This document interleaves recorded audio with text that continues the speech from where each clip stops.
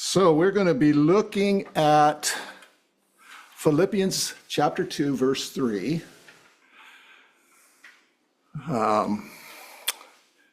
Selfish ambition and humility. Those are the two major ideas in this verse. Do nothing from selfish ambition or empty conceit, but with humility of mind, regard one another as more important than yourselves. So I'm going to start with thinking about heaven. You know, heaven is a place we're all looking forward to, right? We want to be there. We want to see that. We want to go to heaven, right? And we know that heaven, when we think of heaven, it takes in heaven and a whole new earth, a whole new, renewed, recreated earth, which is going to be the answer to the prayer in the Lord's Prayer. Your will be done, your kingdom come, your will be done. His kingdom will be complete in its totality. All things will be subject to the kingdom, unlike as it is now. And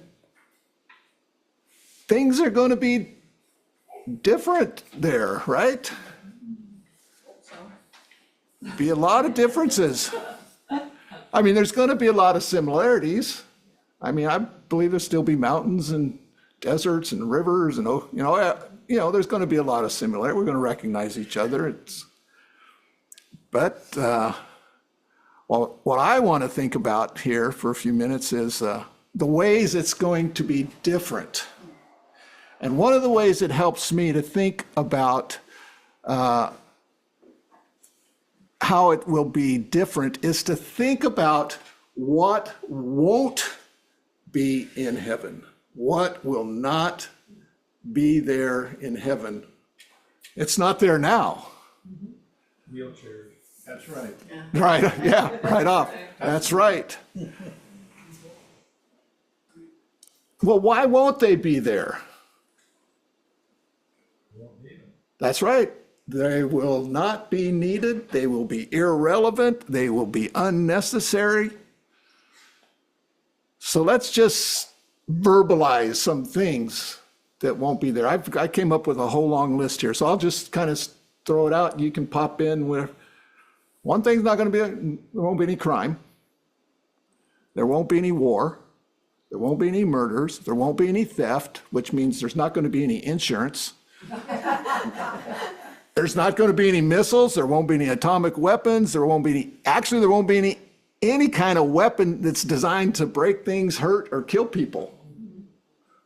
Unnecessary.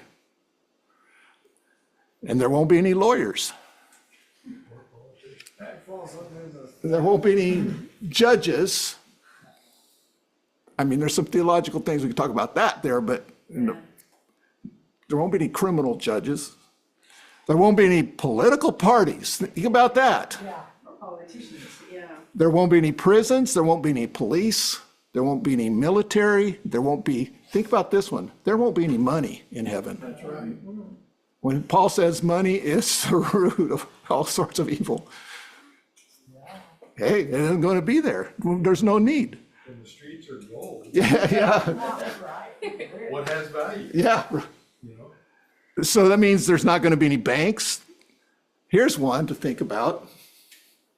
There won't be any borders.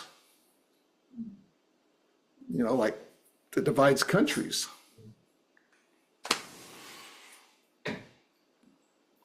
There won't be any alarms. There won't be any surveillance systems. There won't be any locks. There won't be any vaults. So that's just some things I thought about. I'm sure there's many more. What about laws?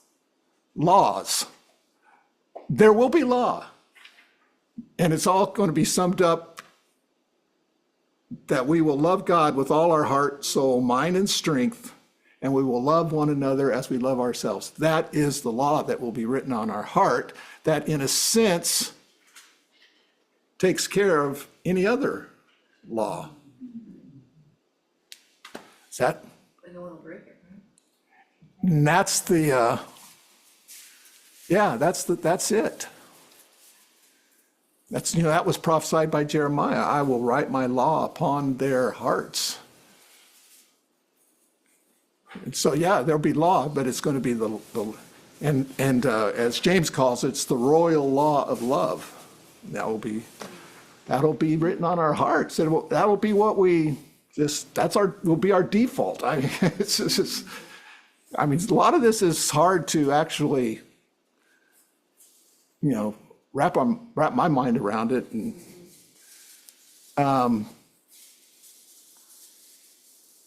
but all of these things that I listed off here, for the most part, they all have one thing in common.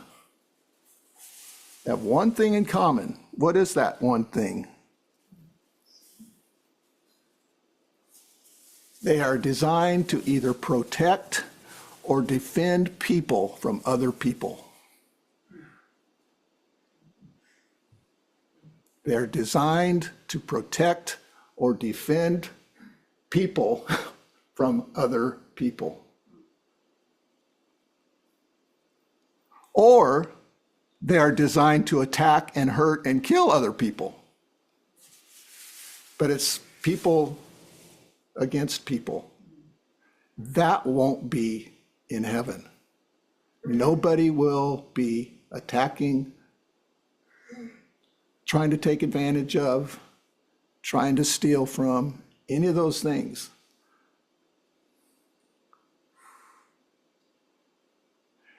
In heaven, there will be no need to protect people from other people. Why? Because no one in heaven would ever consider attacking or hurting or killing another person. It will be unthinkable, for it will no longer be in our nature to do anything against anyone.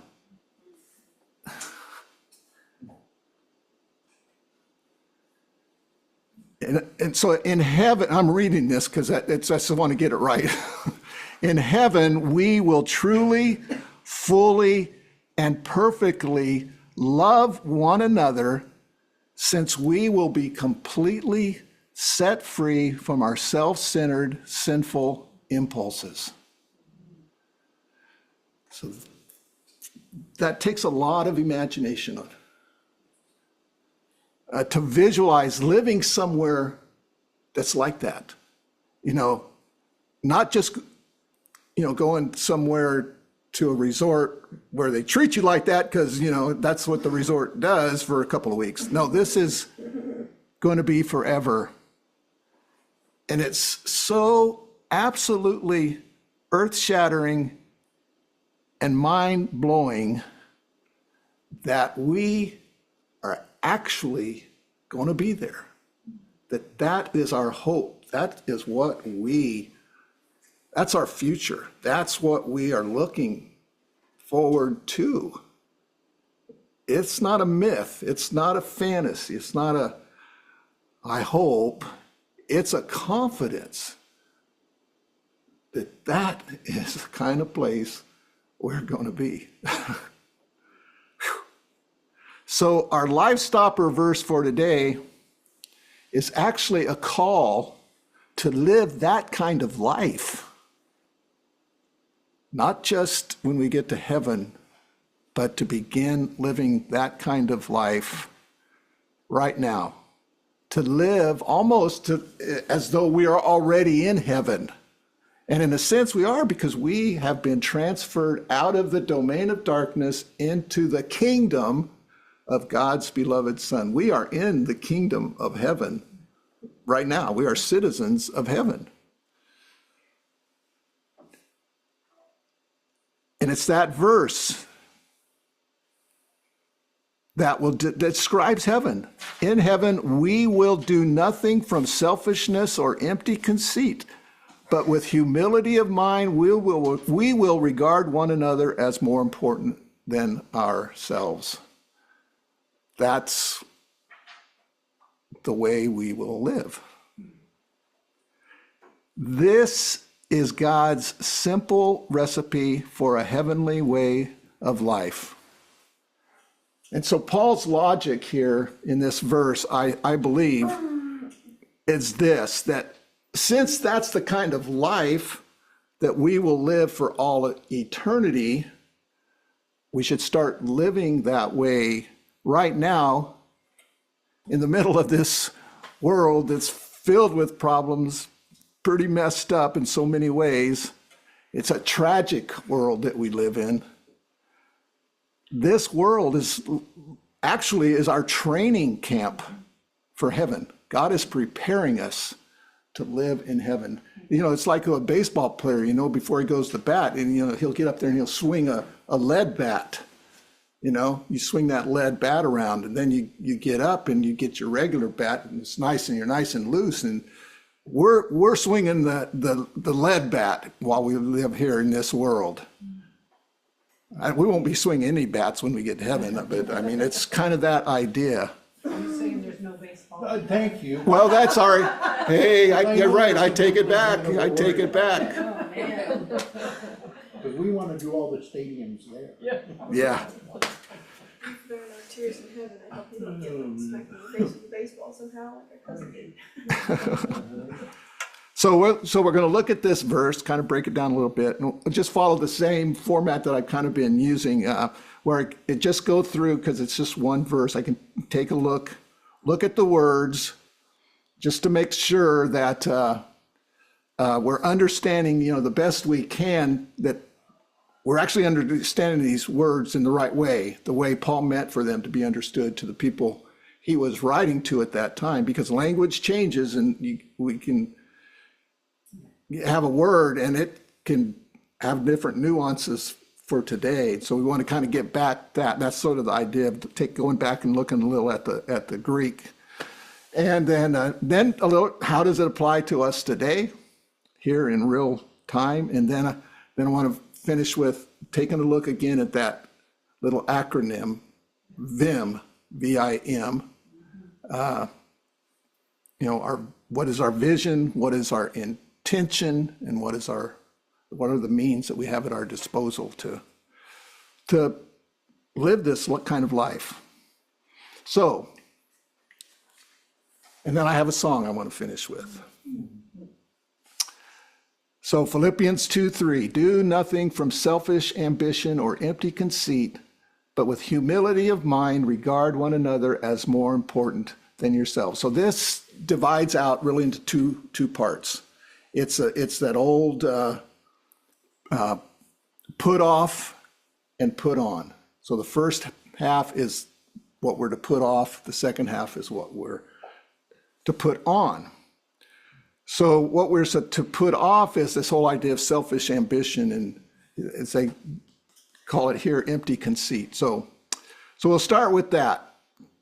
Do nothing from selfish ambition or empty conceit. These are things that Paul is saying we need to eliminate from our life. We are to put them off. Selfish ambition, empty conceit. They're not to be part of our character. We are supposed to remove them from our lives. So,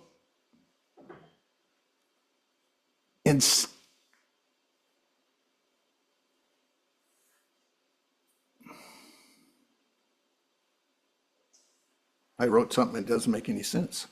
I'll try to. I've left something out there. So that's what he's saying. This is eliminate.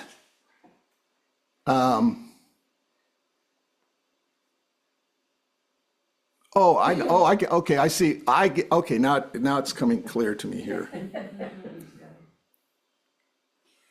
Paul says the very first thing that he says there is do nothing from or out of selfish ambition or empty conceit. And it's that do nothing.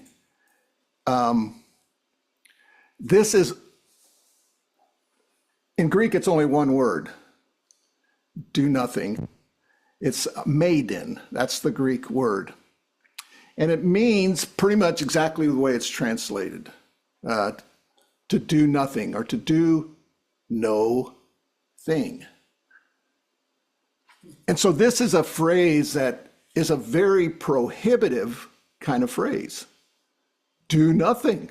I mean, what's not included in do nothing there, at least as it applies to this? You know, Paul could have said, well, do most things without selfish ambition or empty conceit, or only do 80 or 90%, you know, of things without selfish ambition or empty conceit. You know, he could have given some leeway. It's kind of like, you know, the diet we're on, you know. They do this pyramid thing, and in the top part of the pyramid is 5%. You can eat whatever you want in that tip of the pyramid.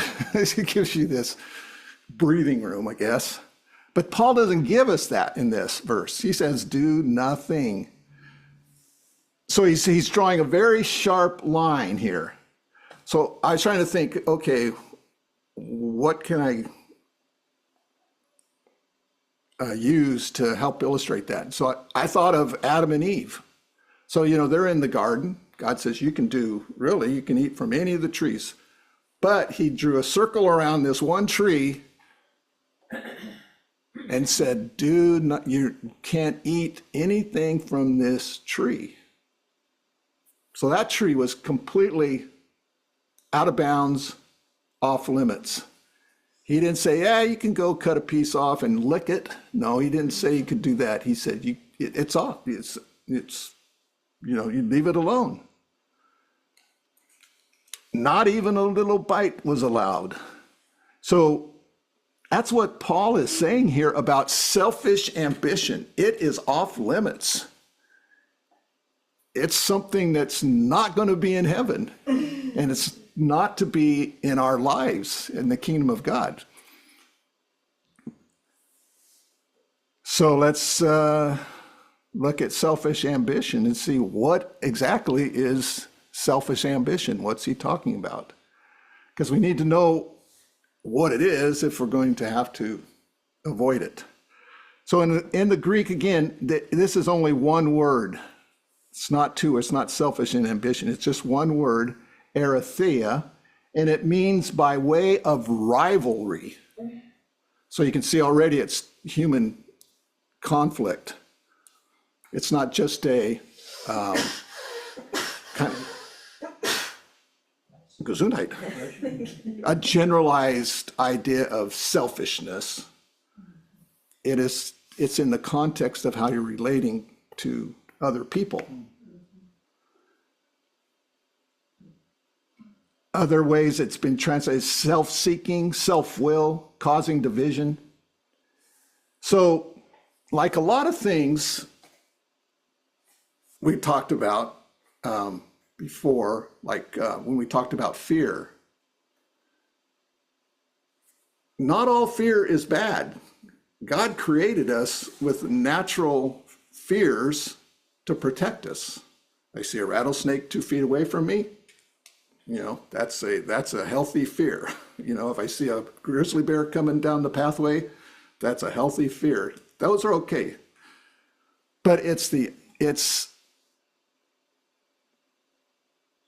dark side of something. Like here, the dark side of ambition is selfish ambition.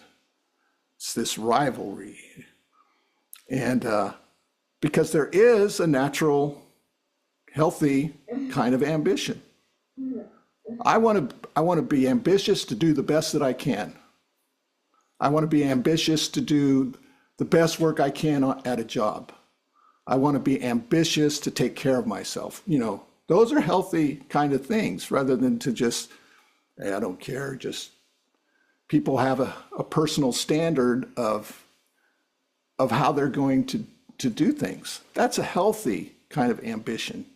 This kind of ambition here is selfish, that promotes oneself. It's all self-oriented. to promote oneself, that wants to be better than others. It wants to be always right.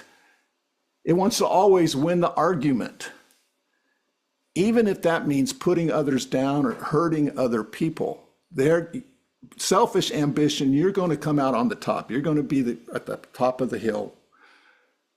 That's what Paul is saying is the forbidden fruit here. That is not to be part of our lives.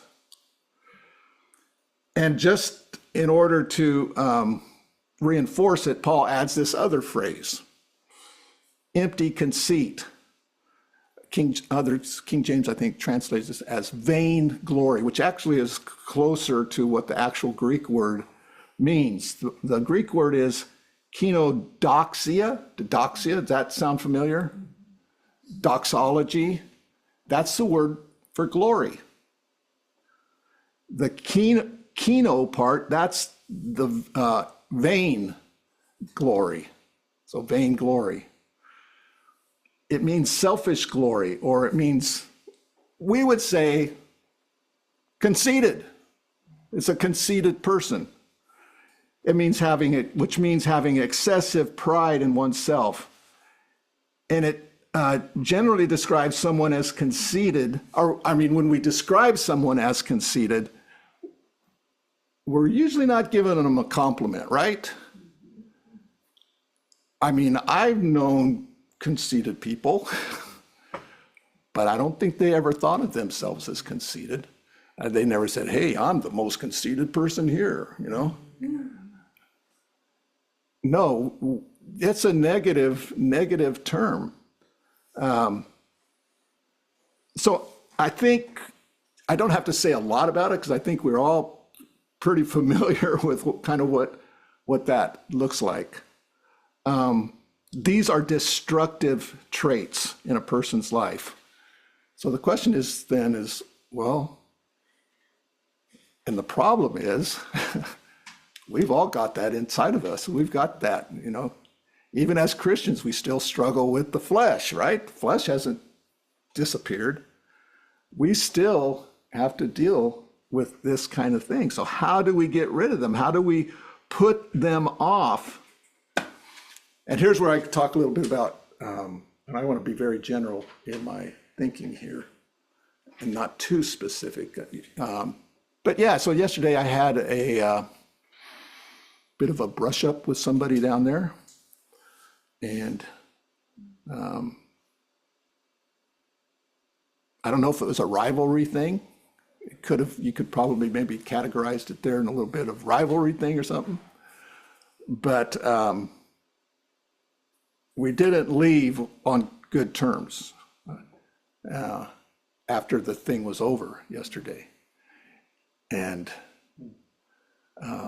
so I'm in my mind, all of a sudden, you got the inner self-talk, inner conversation going, and you're running back through the incident and, what they did, what I did. And, and still my defense lawyer comes up, and I'm figuring out all the justification I had for saying what I did and how I acted and all the reasons why he shouldn't have done what he did. I'm running all through that. And then I come home and it's like, I sit down to study for this sermon. It's like, okay. And so, but it was and that's the amazing thing about the Lord, is just that realization just turned my whole attitude around. It was like, oh man, I didn't even have his number. I didn't know his cell number. I need to get a hold of him right away, because what I understand from the Sermon on the Mount, when Jesus said, if you're going to worship and your brother's got something against you, it's not to get the load off of you. It's to go to get the load off of him. He's the one who has something against you. And so I'm thinking, and I don't know if this is really bugging him or not, but it could be. And so I want to resolve it as quick as possible. So I'm still waiting to find his phone number and everything. I've contacted somebody to try to get it and I haven't got a response yet. But anyway, this is how you get rid of it. That's one of the main ways to get rid of it, is you have to be the one, what's it, if the one who's, The hurt toes. the one with the hurt toes is the one who goes. If you're aware of it, you need to resolve it. And that's just the way, that's showing love. That's showing concern and care for the other person.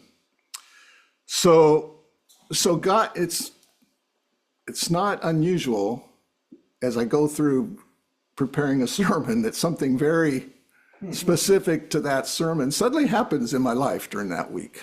And this was very specific. So my attitude is, I'm going to make this right. I'm going to take the blame. I'm going to, whatever, ask forgiveness and the whole 9 yards, because that's just the way you do it. I don't want to be waking up at 3 o'clock in the morning with that, being there rolling around in my mind, having that conversation that just doesn't want to shut off. So Paul gives us, as the alternative to the things that we're to put off, is the thing that we're to put on. And this is the thing that is contrary to our natural human nature, to our flesh. Humility. I mean, we use that word, I was humiliated. Who wants to be humiliated? That was such a humiliating experience. We don't want that because it makes us feel bad, it makes us look bad, and we don't want to, because we want people to think highly of us, to think well of us. And so what Paul is saying to put on here is not something that's going to come natural to us.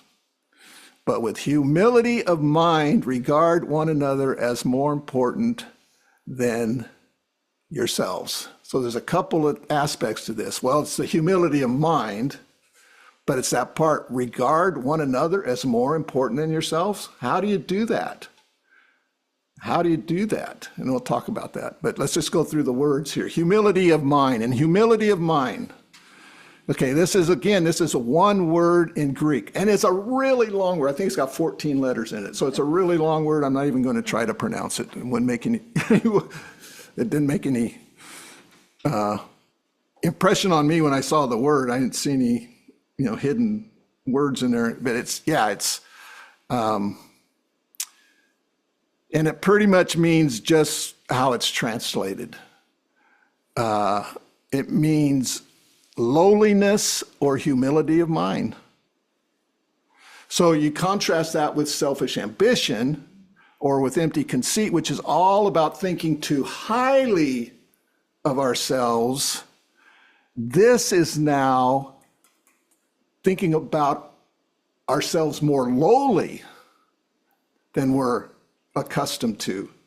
And I want to put a footnote in here that this is not talking about having a unhealthy, negative view about yourself, the kind of false humility. I don't know if you ever read Charles Dickens' David Copperfield, and there was Uriah Heep. It's not the name of a rock band. Uriah Heep, and he was this sniveling, and he always say, "Oh, I'm so humble, I'm so humble." All the while, he's ingratiating himself into this family business, and winds up embezzling, taking over, but he's always so humble. Just a great character that Dickens came up with. That really illustrates this. This is not what Paul is talking about at all. What he is talking about is more along the lines of the humility that John the Baptist demonstrated. Remember what John the Baptist said? He must increase and I must decrease. And when he said, there's one coming who's greater than I, who I'm not even worthy to tie his shoelaces or his sandals. That's the proper view of ourselves that we are to have toward the Lord. Jesus must increase and I must increase. You know, he saw himself like that. Now, was John a weak, sniveling little, I'm so humble kind of guy? Oh no. I mean, this is a guy that stood up to Herod and said, that marriage is not legal. You shouldn't be married to that woman. And lost his head over that matter. He was a strong person. So he knew exactly where he belonged before the Lord. He belonged at his feet. That's what John, the way he viewed himself. So in the New Testament, humility is a trait that is always seen as a positive trait. It's a good character trait. It's never that other kind. It's so much so that in 1 Peter, he tells us there that we are to be clothed in humility. It's to cover us, humility, in the way we relate to one another. Okay, so that's humility of mind. The next phrase is regard one another as more important than yourselves. Now this is where the rubber meets the road. This is the little more difficult because, hey, I can, before God, of course, when I think of who God is and what he's done, that's not so difficult to be humble toward him. But having humility toward other people, that isn't so easy. I know you know the saying, it's hard to soar like an eagle when you're surrounded by a bunch of turkeys, right? And that's our problem. We all think we're eagles, but we're not. We're all turkeys. Turkeys is the equivalent of sheep, the Bible, when he talks about us. Look at sheep. I mean, they sit there and they eat their grass. They eat their grass till they go over the edge of the cliff, They, all we like sheep have sinned and gone astray. He has to, leave the 99 so he can go find the one sheep who's just so dumb he got lost. That's who we are. That's consistently. Somebody told me this week that Christians are pictured as sheep more than anything else in the New Testament. I haven't checked that all out, but I'm probably he's right. We're all like sheep. The way Jesus described it. We're all like sheep who have gone astray. We're all like sheep without a shepherd.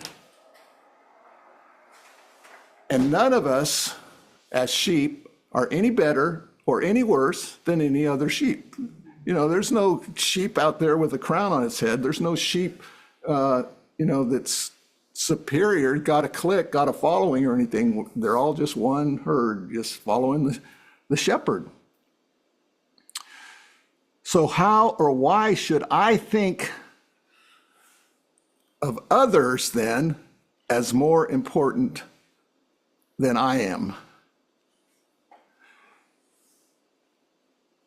And what I have kind of developed over the years in thinking about this is that, why could Paul the apostle say, I am the chief among sinners. I'm the chief sinner. He's like, I'm the worst sinner there ever was.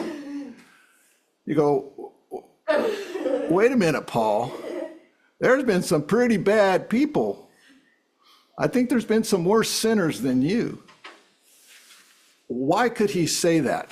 Why could he say, he wasn't like he's in a contest to say, hey, I'm the chief sinner. No, I am,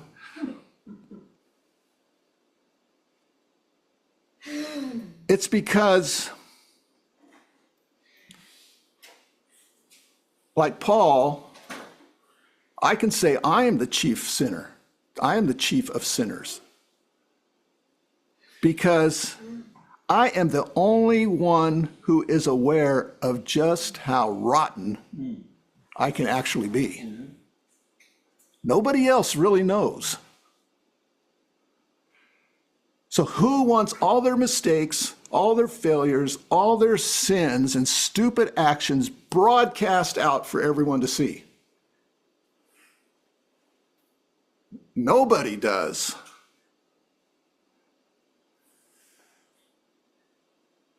Yeah, unfortunately, we've seen this just very recently. I think it's past week that is happening to people today who,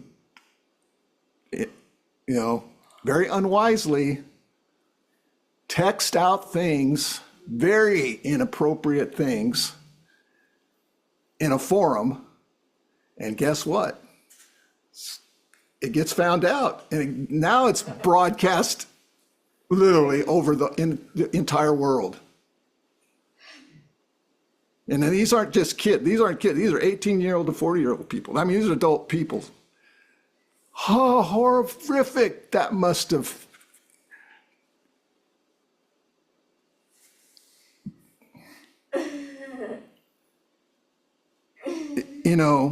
Nobody wants something like that to happen to themselves. That's why, you better be careful.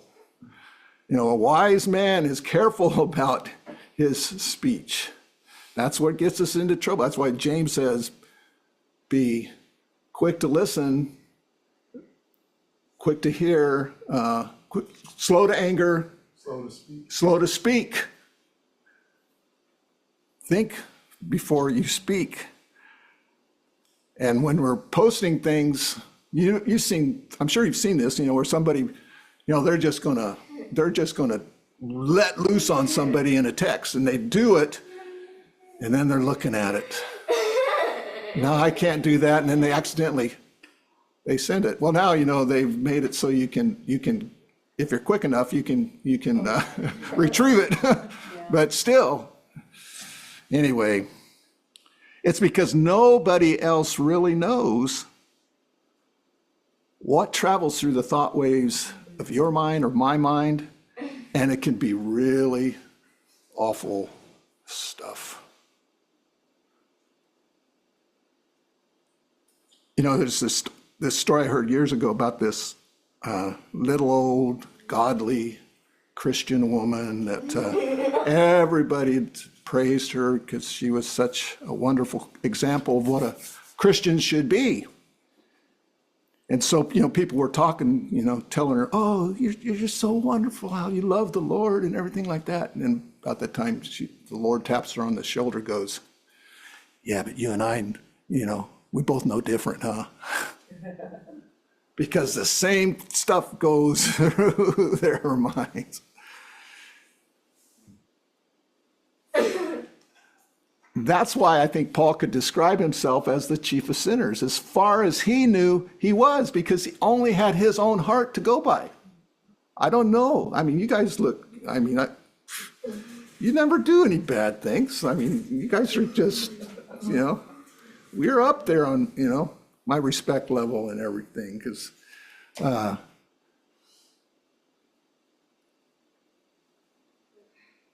but because Paul knew what his heart was like and that it was capable of horrible things, and he had, he's there helping Stephen get stoned.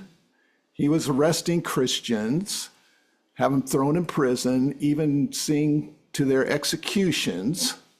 So he knew what he was capable of doing.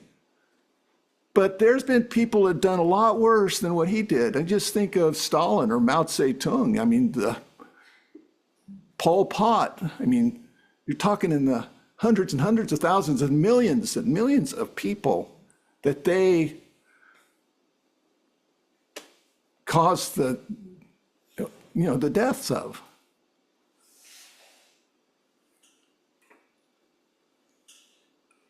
So there's, there is no contest to see who is going to win the prize of being the worst sinner of all time. That's only God knows who that is, if there even is such a thing, because we're all sheep, and all we know is our own heart, which is enough to keep us humble toward others. So that's the rottenness, you know what? But on the other side of the scale, there's this fact about every human being. Every human being carries the image of God. Every person is marvelously, right, and wondrously made. Everyone is a walking miracle designed by God. Just look at our bodies alone. They are incredible beyond imagination. Our brains, our heart, our circulatory system, our nervous system, just the ability to see and hear and touch and taste and feel and think, and so much. Our bodies are so, I mean, when Josh was taking those tests about the nerves, and I looked at some of those diagrams, and I'm like, you gotta be kidding me. Worse than the LA freeway. Yeah, worse than the LA freeway, exactly. And God put it all together, and it makes it all work, you know. And that is something that is true of every single individual who has ever lived and who is living now. And every person, beyond just the amazing thing of their physical body, every single person has their own personal history. They have their own knowledge and experiences that are exclusive to that person and no one else. Everyone is unique. We're all snowflakes, right? No, but we're all unique. No two persons are exactly alike, not even identical twins. We are all, as even though on the one hand we're kind of rotten, on the other hand, we are all fantastic, complicated people in so many ways. And I need to humbly learn to view people like that. I need to cultivate a greater respect and wonder for people, especially that's going on concurrently with the understanding of what I'm capable of. If everything lined up just the right way, what I'm capable of. And you guys know, I can speak from personal experience how far that can go. And so what we need to ask ourselves is where we come back now, when we come to a verse like this, that is a verse that is the recipe for life in heaven. And how are we going to live that? We need to ask ourselves, what is my vision? That's the V, for putting off selfish ambition and putting on humility of mind. Can I visualize myself becoming increasingly a person that naturally treats others without selfish ambition and humbly regards others as more important than myself? Can I envision myself becoming a person like that? That's where we start. Like he says, with humility of mind. And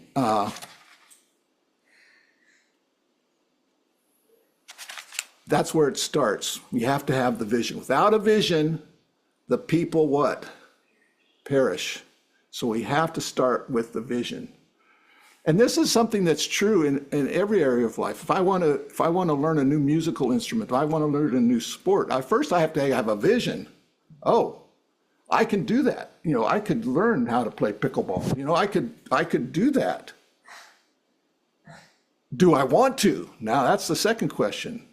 Do I really want to? Do I have the intention to want to try to achieve that vision that I have? Do I want to be, in this case, a person free of selfish ambition and instead become a person of humility toward others? Is that the kind of person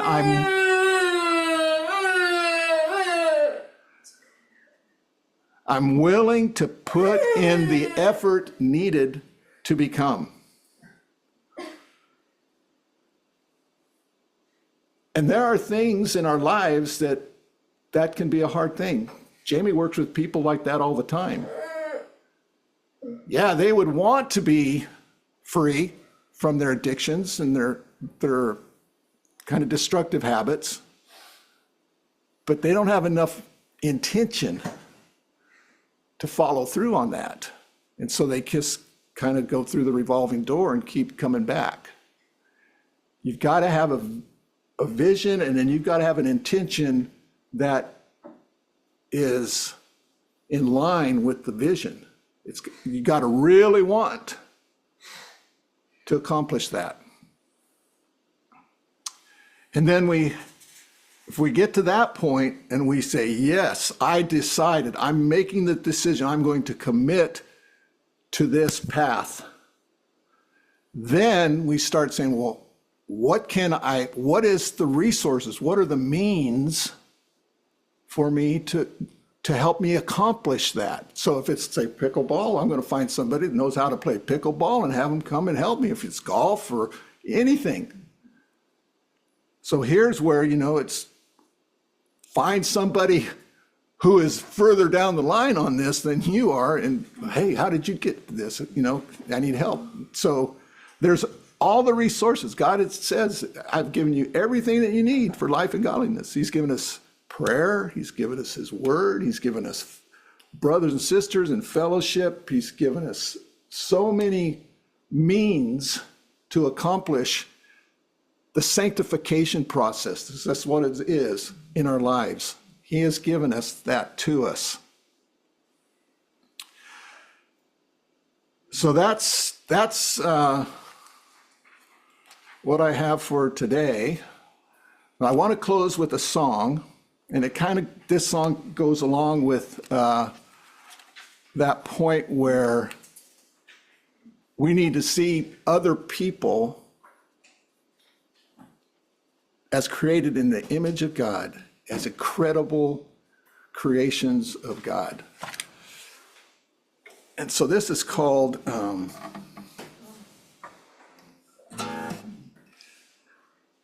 Everyone is a Universe.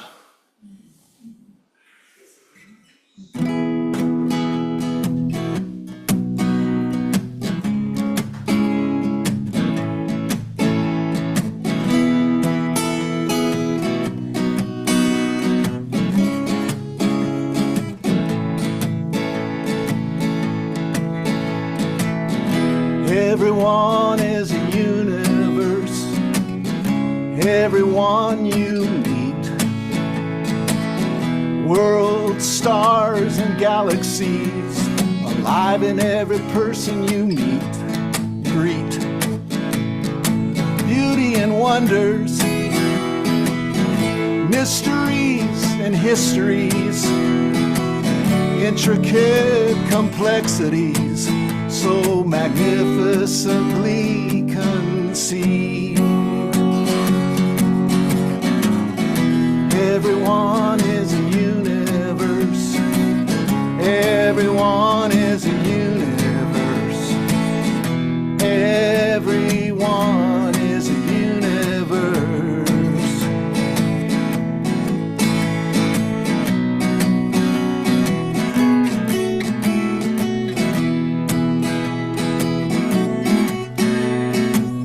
Every man, every woman, every boy and every girl, weak and strong, sick and old, they're all someone you should know. For they are an amazing, fascinating, unique, a one-of-a-kind someone just walking down the street. Everyone is a universe. Everyone is a universe. Everyone is a universe.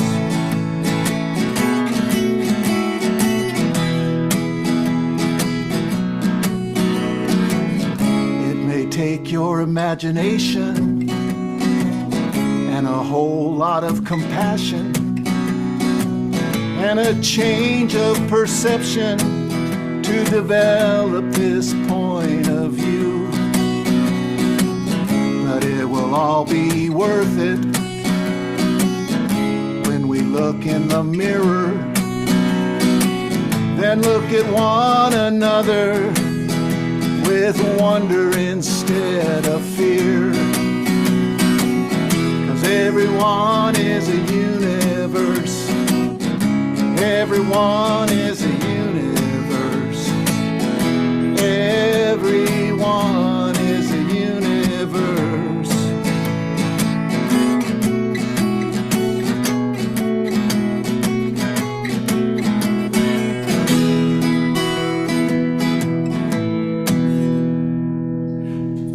Amen.